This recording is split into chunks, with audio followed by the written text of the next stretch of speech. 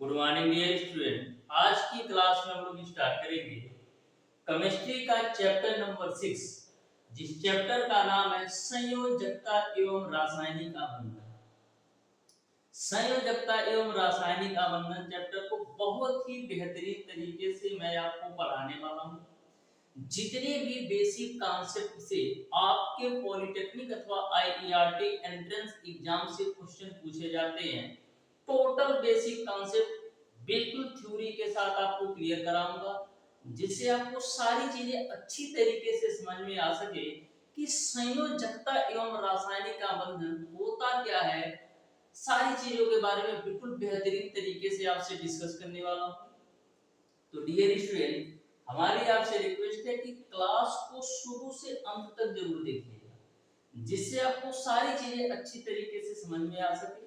और एक बात मैं और आपको बता दूं डियर स्टूडेंट, इस चैप्टर से आपके पॉलिटेक्निक अथवा आईईआरटी एंट्रेंस एग्जाम में 2 क्वेश्चन 100% आना है। और जो भी क्वेश्चन पूछे जाएंगे ये मैक्सिमम चांसेस है ये आपका कॉन्सेप्ट बेस पर होगा। यानी कि संयोजकता के 3 टाइप होते हैं। एक आपका वैद्युत संयोजकता होता है, एक आपका सहसंयोजकता होता है, एक आपका उपसंयोजकता होता है। इन्हीं तीनों संयोजकता पर ही आपसे क्वेश्चन पूछे जाते हैं। चाहे आप कोई भी प्रीवियस ईयर पेपर सेट उठा करके देख लो, हर सेट में आपको इन्हीं से क्वेश्चन देखने को मिलेगा। ठीक है, तो बहुत ही बेहतरीन तरीके से इस चैप्टर को हम कवर करने वाले हैं। आप ध्यान से पेशेंस के साथ प्रत्येक टॉपिक को समझिएगा, बिल्कुल बेहतरीन तरीके से समझ में आने वाला है। हमारी आपसे रिक्वेस्ट है डियर स्टूडेंट, जो भी स्टूडेंट अभी तक हमारे चैनल ओडी स्टडी पॉइंट को सब्सक्राइब नहीं किया, सब्सक्राइब जरूर कर लेना, जिससे हमारी अपकमिंग आने वाली वीडियोस आपको मिलती रहे सबसे पहले डियर स्टूडेंट। तो बहुत ही बेहतरीन कॉन्सेप्ट के साथ आपके साथ में सारे टॉपिक को कवर कराऊंगा। आप ध्यान से प्रत्येक टॉपिक के प्रत्येक कॉन्सेप्ट को समझिएगा। तो हम लोग स्टार्ट करेंगे डियर स्टूडेंट आज की क्लास को। आप ध्यान से समझिएगा, बहुत ही बेहतरीन क्लास होने वाली है, बहुत ही बेहतर तरीके से पढ़ाने वाला हूं। तो सबसे पहला टॉपिक ये आता है कि संयोजकता आखिर में होता क्या है। सबसे पहला क्वेश्चन आपके दिमाग में यही बनता है कि संयोजकता संयोजकता आखिर में होता क्या है।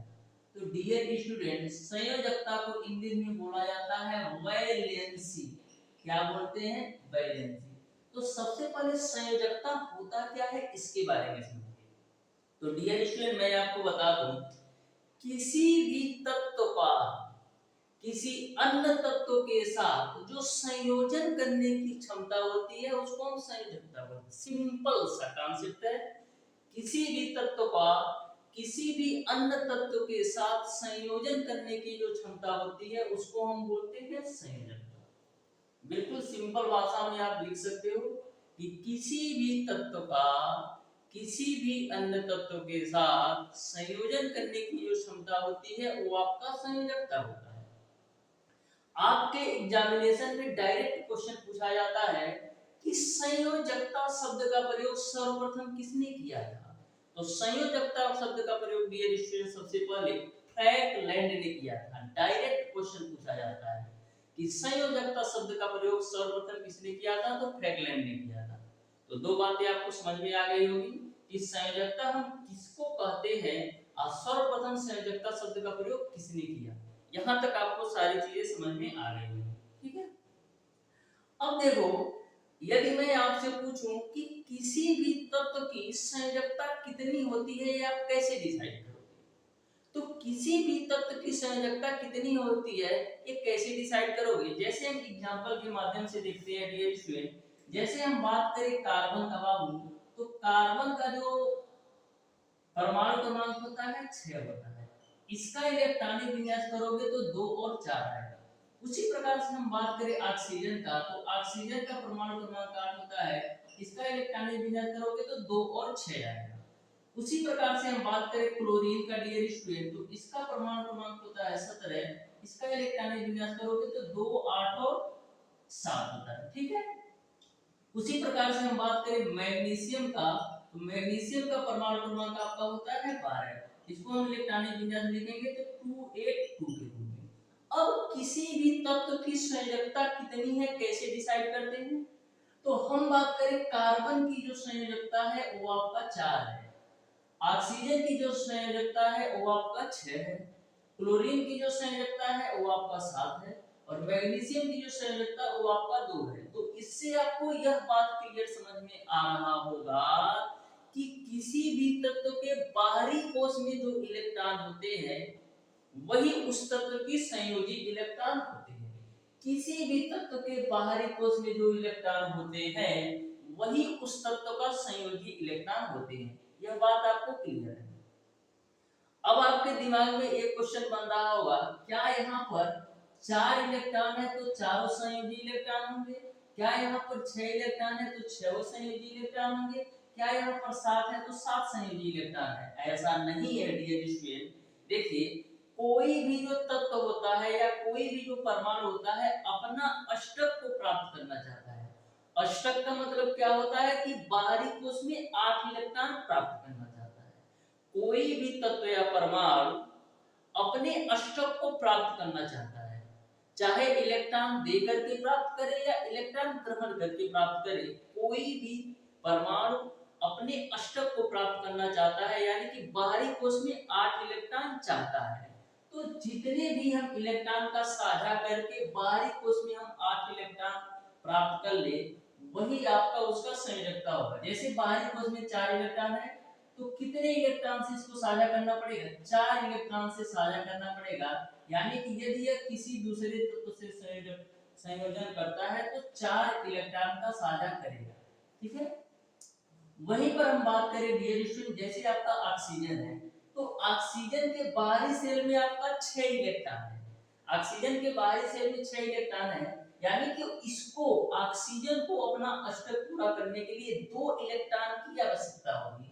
ऑक्सीजन को अपना अष्टक पूरा करने के लिए 2 इलेक्ट्रॉन की आवश्यकता होगी, यानी कि इस जो 6 इलेक्ट्रॉन है बाहरी कोश में, इसमें से केवल 2 इलेक्ट्रॉन जो है वो साझा करेंगे तो ऑक्सीजन भी अपना अष्टक प्राप्त करेगा।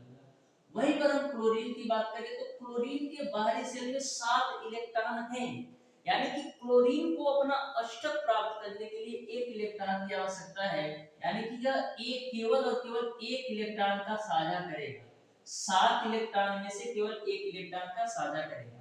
तो ये आपको समझ में आ गया होगा कि किसी भी तत्व के बाहरी सेल में, बाहरी केस में जो उपस्थित इलेक्ट्रॉन होते हैं संयोजी इलेक्ट्रॉन होते हैं।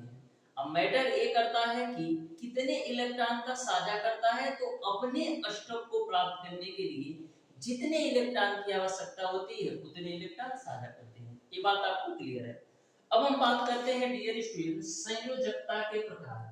तो संयोजकता बेसिकली डियर स्टूडेंट 3 प्रकार के होते हैं।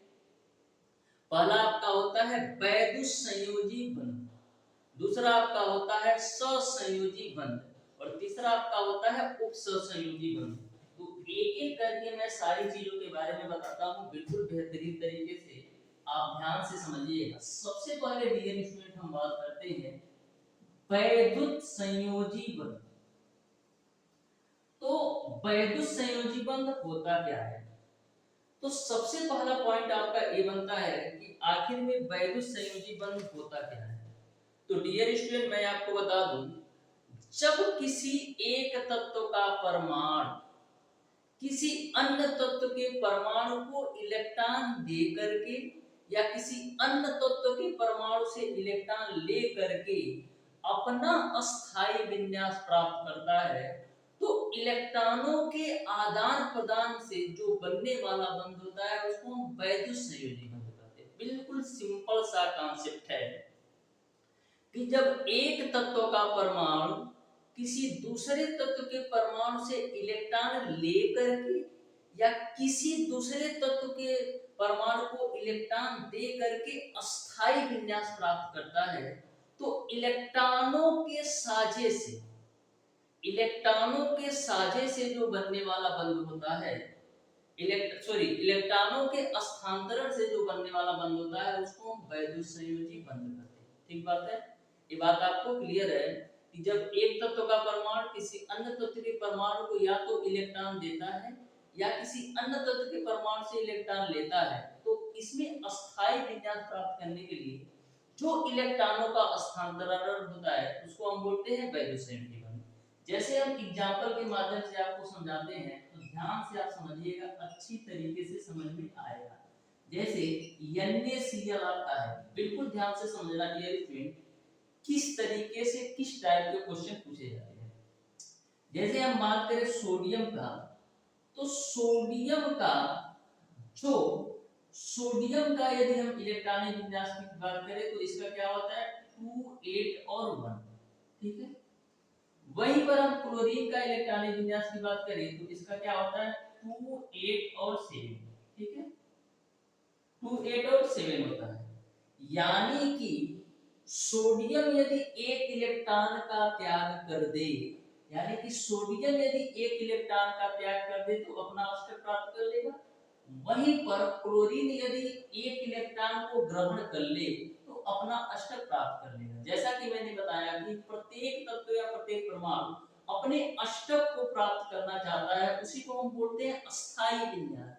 यानी कि अपने अस्थायी विन्यास के लिए, अपने अस्तित्व के लिए बाहरी वस्तु उसके 8 इलेक्ट्रॉन चाहिए। यानी कि सोडियम यदि आसानी से एक इलेक्ट्रॉन किसी दूसरे को दे दे तो अपना अष्टक प्राप्त कर लेगा। अब क्लोरीन जो है एक इलेक्ट्रॉन किसी दूसरे तत्व से ले ले तो अपना अष्टक प्राप्त कर लेगा, ठीक है। यानी कि सोडियम के बाहरी सेल में एक इलेक्ट्रॉन आ जाएगा, अब क्लोरीन के बाहरी सेल में 7 इलेक्ट्रॉन आएगा, तो 1 2 3 4 5 6 और 7। तो क्या करेगा सोडियम जो है क्लोरीन को एक इलेक्ट्रॉन इस तरीके से दे देगा। तो अब आप देख पा रहे हो कि क्लोरीन के बाहरी सेल में 8 इलेक्ट्रॉन पूरे हो गए और सोडियम के भी बाहरी सेल में 8 इलेक्ट्रॉन पूरे हो गए। सोडियम के भी बाहरी सेल में 8 इलेक्ट्रॉन हो गए, तो आपका क्या बनेगा, आपका बन जाएगा Na और Cl बनेगा।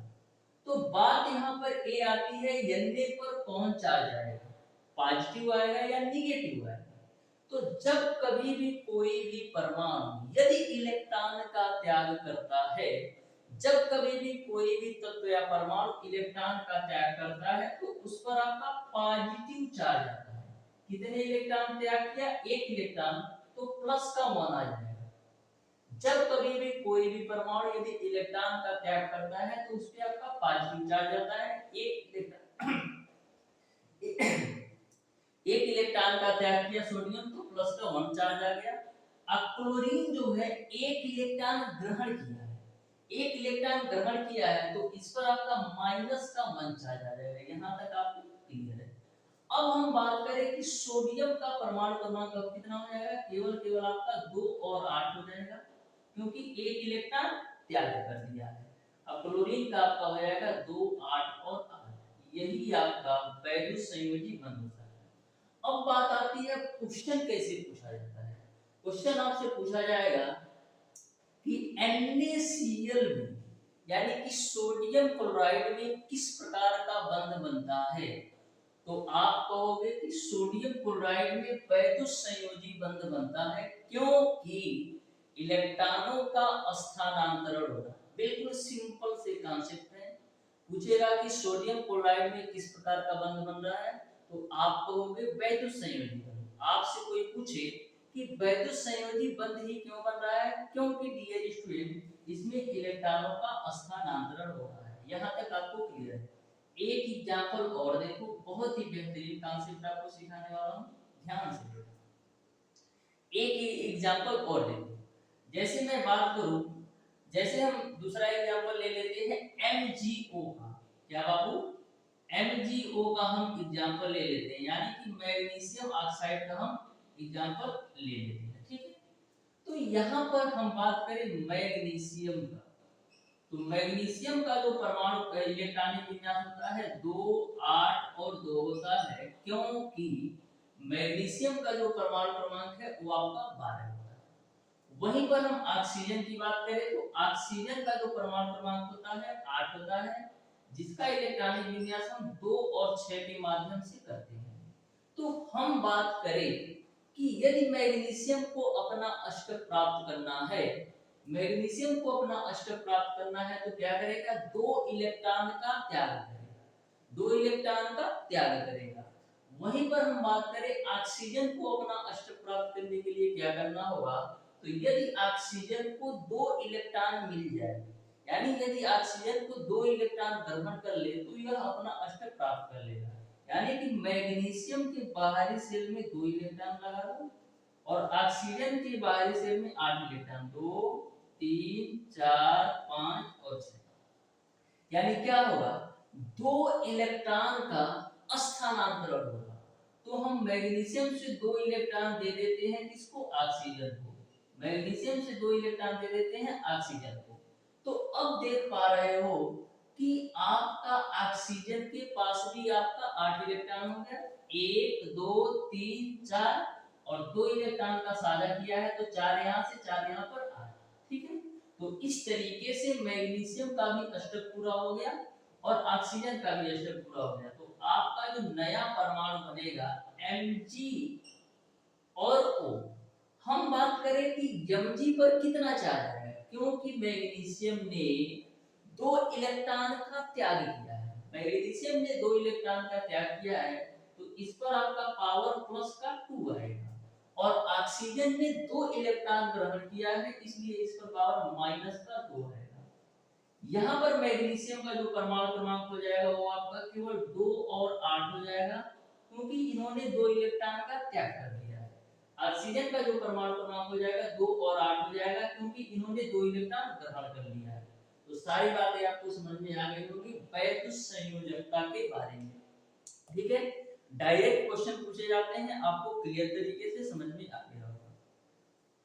अब हम बात करते हैं डियर स्टूडेंट सहसंयोजी बंध।